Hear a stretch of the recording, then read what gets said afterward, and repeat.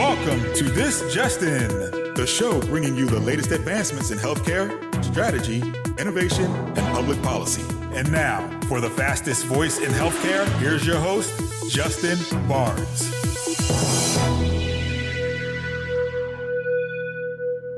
Thank you for tuning in and welcome to This Just In. I'm your host, Justin Barnes. In these segments, I'll bring you the latest advancements in healthcare, strategy, innovation, and leadership. As always, we're broadcasting from the This Just In studios on the Business Radio X network, as well as the Healthcare Now radio network. For this episode, my 271st episode, we have a great show with brain health expert joining us, Mr. Carter Gillie from Gray Matters. Welcome to the show, my friend. Hey, Justin, thanks for having me. I'm glad to be here. Yeah, this is, first of all, I'm going to give you all the kudos. This is a great idea by you. You recently brought this special episode to me, as well as this opportunity, and I could not be more excited. So Thursday, September 21st is World Alzheimer's Day, and you want to take this opportunity to share that news, as well as some of the latest care and key strategies for brain health. So I love it. Great idea. Brilliant strategy by you. So, let's dive in. But first, where are you calling in from? Yeah, so I'm in Tampa, Florida. The sun is shining and the humidity is high. I love it. I'm just a little bit south of you in Sarasota. I actually got out there, about 7 a.m. this morning to run before the humidity hit, but it's actually nice. And the rest of the world listening to this and people hearing this will say, I'm probably crazy, but get up that early and you run, or at least you start running that early by 7 a.m. It's only about 75 or 76 degrees, but you wait an hour, it's 80 degrees with a lot of humidity, like you just said, from Tampa. So you got to get out there early if you want to do some good distance and not fall over of heat stroke. Yeah, absolutely. It's always a race against the sun. It's exactly right. So again, great idea. Thank you for bringing this to me. So tell us about World Alzheimer's Day. Right. So like you said, World Alzheimer's Day is on September 21st, but it was originally created in 1994 by the Alzheimer's Disease International Organization. And its original intent was to spread knowledge about Alzheimer's around the world as the disease was gaining traction. And now it brings millions together to show support and raise awareness for those suffering from the disease. Yeah, I mean, I think when we did a prep for the show and you're telling me about this, we both have, people that, are near and dear to us. So, again, it's such a great idea. But how many people in the world are affected by this? Right. These stats always blow my mind. So across the world, there are nearly 50 million people affected by Alzheimer's disease.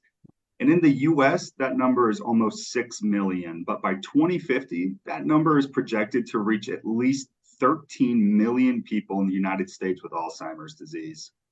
And statistics show that in the US, someone develops Alzheimer's every 65 seconds. So this disease has definitely caused a lot of pain over the years and is only trending to get worse. Yeah. And I love stats on the show, but that's not a good stat. So, wow. Yeah, no, that's, I'm glad we're doing it. Again, grateful for the opportunity. So obviously you're passionate here. You have these great ideas. So, where does this passion come from? Right. So, I lost my grandmother to Alzheimer's disease when I was 14. And not only did she slowly lose her cognitive functions and her overall personality, but I also watched the way it affected my family, as we all had to stand by and watch since there was really nothing we could do. But fast forward to 2021, I was given the opportunity to start working for Gray Matters, which is a clinic that works with Alzheimer's and other forms of dementia. So my past experience with the disease definitely helps fuel my motivation in my current role. Yeah, and when we're talking off air, and we've known each other now for a little while. I just recently lost my grandmother to dementia, and obviously it's a form of Alzheimer's. And thankfully, though, I mean, she was 98 years old. She was the light of my life, the love of my life. She was amazing, a great mentor to me, an amazing person, amazing individual, immigrant from Italy. Very hardworking person. So again, I got a lot of my success in life based off of, her platform and what she was, the path that she was able to pave for me in my life, and just seeing what she was able to accomplish. So it was as you mentioned, it's a massive loss to us. But again, on the bright side is she lived to 98. It was a rapid onset. I think, the cognitive decline occurred over about a 7-month process or 7-month period. So in the grand scheme, that's not too bad. I mean, I know this can last years and years and be a substantial hit to families, as you mentioned. And so, we feel very blessed that it was just over a very short period of time with, relatively speaking. So. Right. And, you and I are proof that it's very rare to come across someone who has, has either lost a family member to dementia or knows someone that has lost someone. So this disease spreads and affects everybody in some way, shape, or another. Absolutely. I mean, even this stems back to one of my very first large companies, Greenway Medical. We had a whole prime research arm that was created because there's a handful of us in the leadership team that, were affected by it or knew the importance to the country. And certainly one of my business partners, T. Green, he had a family member that was significantly affected by Alzheimer's. And so it's one of the reasons we created this whole research arm off of our EHR so we could help, if we can find cures or find ways to slow it down, the disease, slow it down. We were investing in that. And that was a significant part of our strategy for many, many, many years. And we knew it was the right thing to do as well. We weren't going to make a bunch of money off it, but because our EHR specifically was our bailiwick, but we knew it was the right thing to do. So I completely agree with you. We need to continue to address it. However, we can, and obviously I've been familiar with Gray Matters for a long time. Our good friend Howard Bird brought me into the fold just from an educational standpoint years ago. And you've been with him now since 2001. So tell us about Gray Matters. I love what you guys are doing. Obviously, with Alzheimer's and dementia and so forth, but in brain health overall is phenomenal. So tell us what's the latest with the company in the expansion. Right. So in a nutshell, Gray Matters is a clinic that offers a solution for prevention and reversal of cognitive decline, such as Alzheimer's disease, using the Bredesen protocol. And we have clinics in Sarasota and Jacksonville, but we offer our services via telehealth, and we actually see patients from all over the world. Yeah, Dr. Bredesen's very well known, Dale Bredesen. So, certainly all over the world. And I know you guys are also looking to expand because obviously, this is a global issue. And so I love what you guys are doing there as well. But tell us about the Bredesen protocol. Right. So as you mentioned, Dr. Dale Bredesen, this is a name that is only starting to become more and more relevant in the media. But anyways, he's a scientist who was trying to find a cure for Alzheimer's. And he, like everyone else, started by focusing on the amyloid plaque that is found in the brains of patients with Alzheimer's. And he tried to develop a drug that could just get rid of it. Over time, he realized that this wasn't the best way to approach the disease. So he took a step back and tried to figure out, well, what caused this plaque to get in the brain in the first place? This is when him and his team discovered that there are at least 36 different risk factors that collectively lead to cognitive decline. And he likes to compare the disease to a roof with 36 holes in it. When it rains, you can't plug one hole and expect not to get wet. So the holes represent the different risk factors, and that's what the Bredesen protocol focuses on, fixing the risk factors to heal the brain. Yeah, I love it. And I actually was able to attend one of your seminars about a month ago or a month and a half ago, actually, that you had in Sarasota. And I learned so much because there's so many things that we can do as individuals. And I know that this needs to start, or it can start, 20 years in advance. Because if you catch some of this stuff early on and you really do, implement and promote brain health as an individual, then, you can, like you said, you can actually slow down the progress or certainly reverse cognitive decline. So that's why I stood up. Obviously, my brain is everything to me. It's got me to where I am, and I needed to stay healthy. So I keep a very close eye on this. So why don't we talk a little bit about that as well? And we've got plenty of time, so feel free to go into some of the detail. I have my audience is mainly healthcare executives, about 80% healthcare C-suite and executives, and so and a lot of hardworking entrepreneurs also listen to the show. So it's a great platform for you to share. These are people who want to take care of themselves. If I did a survey of my audience, it's, probably 70% work out or take care of their health in some capacity. So this is right on point for my audience in my constituency. So I would love to, let's dive into some of these great details. So give us some of these examples of risk factors, and then also, let's dive into what else, what we can do to promote healthy brains. Right. So, the best way to explain it, the simplest way to explain it is to heal the brain, you have to heal the body. So these risk factors range from all ends of health, starting with, various inflammation in the body, head trauma, whether it's been concussions from sports or car accidents, whatever it may be, poor vascular health, not getting enough oxygen to the brain so that it can continue to thrive and grow. A big one is nutrient deficiencies that stem from a bad diet. That's a big problem, in my opinion, in the U.S. Even if you try to have a healthy diet, you're still sometimes taking in pesticides or other harmful chemicals that are very detrimental to your health. And one of the biggest things that we see is toxin exposure, which includes both heavy metal toxins like mercury, which can come from your diet or from different dental amalgams over the years, or environmental toxins like mold, which is a huge problem in Florida. Like we mentioned earlier, with the humidity down here, it makes homes a nesting ground for mold. And most of the time, you don't even know it's there. So you live in a house for 10, 20, 30 years, and you're just in there breathing the air. There's mold behind the drywall in the foundation of the home that is constantly emitting these harmful toxins, and it's getting into your system. And while you might not notice it right away, over 20 or 30 years, that's really going to be detrimental to your health, specifically your brain health.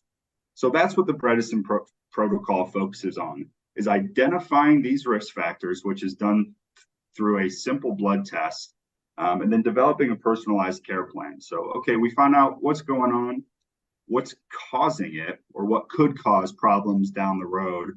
Now let's start working on it. I like to compare that to primary care with the focus on this brain health. We're managing your total health, but we're doing so through the lens of the Bredesen protocol. And we're taking a deep dive into some of these root causes of cognitive decline and overall poor wellness and health. Yeah, I love it. So, I just took down some notes. So, risk factors: nutrient deficiencies, poor sleep, toxin exposure, inflammation in the body, head trauma, insulin resistance. Just a few examples. And that's something I actually was just talking to somebody else after I saw your session about a month ago or so. I thought about the hurricane that hit here, last September timeframe, and think about the houses that have mold, I'm sure, and just people living in high humidity areas. But also, if you've been affected by some type of a hurricane or even a leaky roof anywhere in the country, that promotes mold, and you got to be very, very careful of that and keep a very close eye on how much mold you're ingesting on a consistent basis. So. Right. And it's, the mold in the home, it's as simple as they have different tests on Amazon that you can place a little Petri dish in your living room or kitchen or wherever, and it can test to see if there's mold in your house. And, it's the little things like that we promote. These small changes will pay dividends towards your health later on. Absolutely. And for those that may have joined us a little late, my special guest today is brain health expert Carter Gillie from Gray Matters. So, keeping kind of this track, and you mentioned, and also I mentioned, reversal and prevention. So let's talk about prevention. How soon should someone begin to think about their brain health? Right. So the traditional mindset about Alzheimer's or dementia is, I'll cross that bridge when I get there. Right. People tend to put this off, frankly, because it's a scary topic. You don't want to think about having Alzheimer's down the road, so you put it on the top shelf and leave it there. But as we've talked about before, there are steps you can take now to start, prevent cognitive decline from, affecting you. So, like I mentioned earlier, Alzheimer's is a result of poor overall health. And this is actually a process that starts 30 years before you even begin to notice symptoms like memory loss or confusion. So we believe that everyone should begin to focus on their brain health when they turn 40 or even 35. We think these testing for these risk factors should be a part of annual checkups. it needs to be promoted and raise awareness that you need to be cognizant of your risk factors, not only for your brain health, but really your overall health. Making these changes and fixing these risk factors is going to, from head to toe, just make you a healthier person. And preventing cognitive decline is just one facet of this protocol. Because, like with any disease, the earlier you start, the better your chances are. So in honor of World Alzheimer's Day, Gray Matters is going to be offering free MOCA tests. And I'll touch on what a MOCA test is a little later, at the end of September and beginning of October, to help raise awareness. So listeners can check out our website to learn more at www.graymattershealth.org. Very cool. I love it. So, this process, as you mentioned, starts 30 years before you begin to notice symptoms. And so it kind of goes back. I've got some notes here just through our conversations. So I brought up some of the root causes again, because this goes back to just healthy living in general. It's something that I've taken very seriously, probably over the last 15 years. And I actually do shows on just personal health, probably every 3 to 6 months, because it's so important. Personal health, affects every aspect of your life. It's not just about you. It's about your relationships, your marriage, possibly your work, your coworkers, how you interact with society. There's so many components that it goes far beyond just, your weight or your muscle or something like that. So when you look at, moods, here's the root causes of where cognitive decline can come from. And certainly Alzheimer's is, inflammation. You mentioned infection, toxicity, poor nutrition, lack of exercise. That's the stuff that we can very simply get our arms around. Certainly if you have the right, I would say healthcare. I think, you and I are both heavily, interested in and invested in functional medicine, because we know what it can bring to us. So those types of strategies. And if anybody my audience does not know what functional medicine is, please research it. I've had a functional medicine doctor for, I guess, 6 years now or so.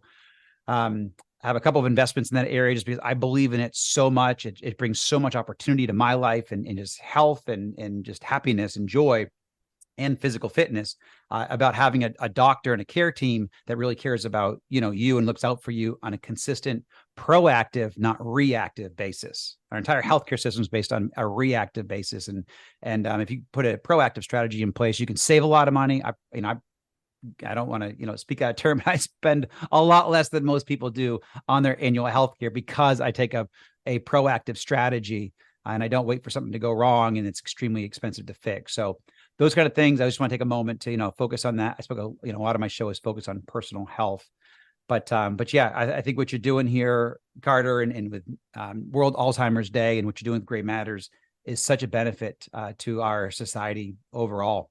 So, keeping your line of thought there, is it possible to reverse cognitive decline? We've talked about it, but tell us how. Right. So, as I've been talking about, cognitive decline is a result of these risk factors.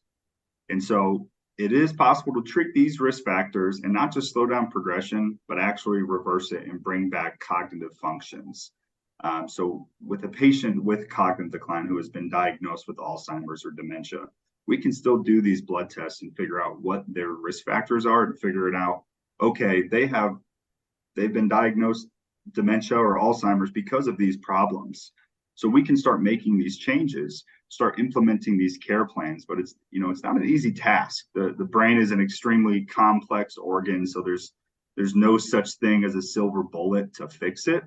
It can require some hefty lifestyle changes and other medical interventions, but it does pay dividends in the end. And Dr. Bredesen has actually conducted different clinical trials that have given results that prove cognitive decline can be reversed. Wow. Yeah. And I think you guys have some great results and I've actually seen some of your patient results. So it's really, really cool and what you guys are doing there. What about clinical results? So tell my audience, they love to hear stats and progress. Again, and I just mentioned, I've seen some of this, and I'm extremely impressed. So tell us about some of the recent tests that you've seen in the progress and stats. Yep. So outside of the Gray Matters Clinic, Dr. Bredesen has done clinical trials. And for example, in one of his trials, he tested his protocol using 25 patients with dementia or mild cognitive impairment. They were in the earlier stages, but still diagnosed. And after identifying their risk factors and implementing these personalized care plans, all 25 patients improved after 9 months. They measured improvement using different cognitive assessments like the MoCA test, which I'll talk about in a minute, and the CNS vital signs. But what's interesting is they also saw improvement on their MRI volumetrics. So they're starting to see gray matter come back into the brain. Wow. That's impressive. Right. And then at gray matters, we have also seen drastic improvements and heard amazing testimonial stories from our patients. So we've only been around for 2 years. So we retested our first round of patients after a year or so working with us. Because like I said earlier, if there's no silver bullet, this takes some hard work and it takes a little bit of time. But for these patients, we use the MoCA test to track progress. And to give some background, the MoCA test stands for Montreal Cognitive Assessment. And it gives a score on a 1 to 30 scale, and 25 to 30 means you're in good shape. But what it's doing is it's testing your executive functions. So memory, processing speeds, things like that. So we had patients who were outside of that 25 to 30 range. They were scoring anywhere between 18 and 24. And after a year or so working with us, they were able to get back into that 25 to 30 range, which is what we consider to be good cognitive standing. And then we plan to retest another round of patients soon to continue tracking our progress and just prove that this protocol works and we can show results. Wow. Very cool. So I guess, actually, why don't you mention one more time what you guys are doing for the Sarasota community? You're offering free MoCA tests. So maybe just take a second there. We got a couple minutes here, so you're good. Yep. So in honor of World Alzheimer's Day, we're offering free MoCA tests on September 21st, 28th, October 5th, and October 12th. So basically, you'll give me a call. You'll come in, quick 20-minute test, and we'll give you some information on what these results mean to your health. And you can either call me directly at 941-529-0077 or visit the website again at www.graymattershealth.org. And again, this is for Sarasota residents. But yeah, go ahead and come in and get tested. We can start to figure out where your cognitive health is right now. It's excellent. I mean, as we mentioned earlier in the show, you start this 20, 30 years in advance. That's really where you can get you can stop the decline, and you actually can reverse it. So that's a big difference. And, with the amount of people getting Alzheimer's and then having cognitive decline, it's something that's taken very seriously. I personally take it very seriously. It's why I love the show. Again, the idea, I promote brain health, overall health in general, but certainly brain health. It's different than most of us think. So it's great that we're doing the show and episode and focusing. So with that, we got a couple more minutes, but what final thoughts do you have and you want to share with my audience, Mr. Expert on the brain? Right. So like you were talking about functional medicine earlier, and this is a functional approach to treating the brain. And you mentioned something pretty important, is that it just makes you feel overall better. Your relationships, your stress management, things that are outside of the traditional health. So that's what these protocols do. It heals your brain, but you will just be left in a better, healthy state of life, and just overall well-being will be optimized.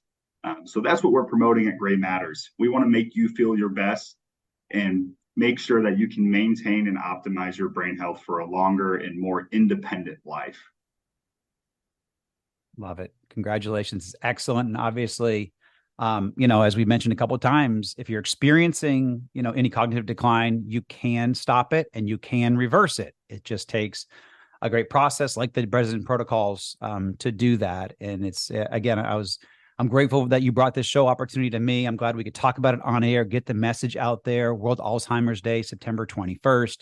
It's just important that we all think like this, because we're catching, unfortunately, I don't know the stats off the top of my head. I'm becoming a better brain expert over time, but how many people, we only hear about when people have really the end side of the cognitive decline. You only see it in its very last days, or last years. And if you can stop it and get ahead of it by, even doing these tests 10 years in advance, 20 years in advance, even 30 years in advance, They're very inexpensive. You guys are even offering them free, as we mentioned earlier in the show. So take it seriously. Think about it for yourself. It's basically a great preventive opportunity for you. Certainly if you're over, 40, 50 years old, it's certainly worth it. Do you guys have an age range or a cutoff, or am I even wrong with offering those ages of 40 or 50? No, we accept everybody. The way to cure Alzheimer's is to start early and start making these changes to prevent it. That's terrific. So yeah, World Alzheimer's Day, September 21st, every year, not just this year, 2023, but every single year, September 21st, World Alzheimer's Day. 60 million people globally? Is that the number? And 6 million here in America? That I remember? 50 million globally, 6 million in America, and by 2050, those numbers are going to increase drastically. Yeah. Wow. Carter, thank you so much for joining us today. Such a great show. Very informative, my friend. Thank you so much. Yep. Thanks, Justin. Thanks for having me. I appreciate it. You got it. And hopefully we'll do a follow-up next year and we'll even show some declining numbers, which would be really, really cool. That's the plan. You got it. But thanks again to you and everyone for taking time out of their busy schedules to join the show. Please tune in weekdays at 2:30 p.m. Eastern, 11:30 a.m. Pacific. If you miss any of this episode or want to hear more, you can always track me on Twitter at HIT Advisor and use the hashtag ThisJustinRadio so we can respond to your comments from this show. Again, if you miss any of this episode, you can go to Apple iTunes, SoundCloud, iHeartRadio, TuneIn. I've even got a few new platforms coming out as well. So we're really launching the show to a much larger global audience, and very excited about that. Excited about my my broadcast team, Roberta Mullen, and everybody at Healthcare Now Radio. They're phenomenal and terrific in getting us out there. So thanks, everyone, and stay safe.